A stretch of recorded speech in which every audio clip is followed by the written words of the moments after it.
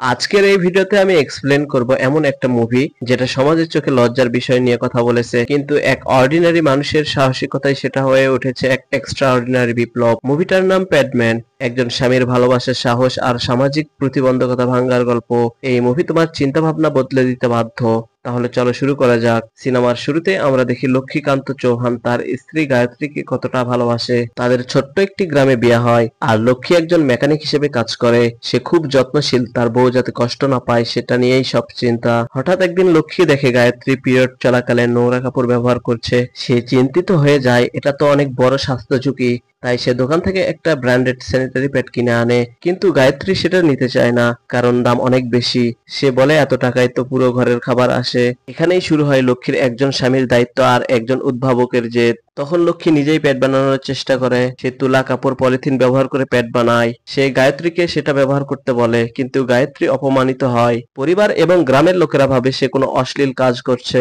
সে নিজের বোন, মা, এমনকি অন্য মেয়েদেরও বললে কেউ রাজি হয় না। ধীরে ধীরে পুরো গ্রাম তাকে অসুচি কাজ করার লোক বলে ঘৃণা করে। লক্ষ্মী মানসিকভাবে ভেঙে পড়ে, কিন্তু হাল ছাড়ে না। প্যাড কাজ করছে কিনা জানার জন্য সে নিজের শরীরে পরীক্ষা করতে চায়। সে একটা ব্লাড ব্যাগ বানিয়ে নিজের প্যান্টে রেখে ব্যবহার পরীক্ষা করে, কিন্তু সেটা ফেটে যায় আর রক্ত বের হলে সবাই তাকে দেখে চমকে যায়। সবাই ভাবে সে পাগল হয়ে গেছে। তাকে নিয়ে সবাই হাসাহাসি করে। ধীরে ধীরে পরিবার, প্রতিবেশী, এমনকি গায়ত্রীও তাকে ছেড়ে চলে যায়। একটা সময় তাকে গ্রাম থেকে বের করে দেওয়া হয়। লক্ষ্মী চলে যায় শহরে।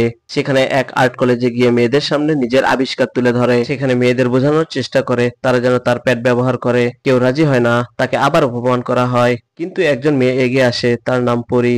সে মিউজিক শিক্ষক, ধনী পরিবারের মেয়ে। পরি লক্ষ্মীর কথা মনোযোগ দিয়ে শোনে আর সাহায্য করতে চায়। সে লক্ষ্মীকে নিয়ে যায় এক পেপার মিলে। সেখানে তারা জানতে পারে যে স্যানিটারি প্যাডে যে উপাদান ব্যবহৃত হয় তার নাম সেলুলোজ ফাইবার। লক্ষ্মী তখন নিজের মতো করে একটা সস্তা মেশিন বানায়, যেটা দিয়ে লো কস্ট স্যানিটারি প্যাড বানানো যায়। সে গ্রামের দরিদ্র নারীদের কাজ শেখায়, নিজের তৈরি প্যাড দিয়ে নারীদের মধ্যে সচেতনতা বাড়ায়। পরি তাকে নিয়ে যায় নানা জায়গায়, সেমিনারি, এক্সপোজ, সব জায়গায় তার কাজ উপস্থাপন করে।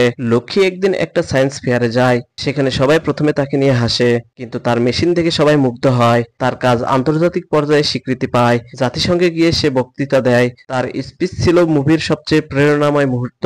পুরো হল তালি দিয়ে ওঠে। এদিকে গায়ত্রী টিভিতে লক্ষ্মীর কথা দেখে। সে বুঝতে পারে যে কাজগুলো সে ভুল বুঝেছিল সেটা ছিল সমাজ বদলের জন্য। সে ফিরে আসে লক্ষ্মীর কাছে। লক্ষ্মী তখন দেশের বহু গ্রামে প্যাড মেশিন বসিয়েছে।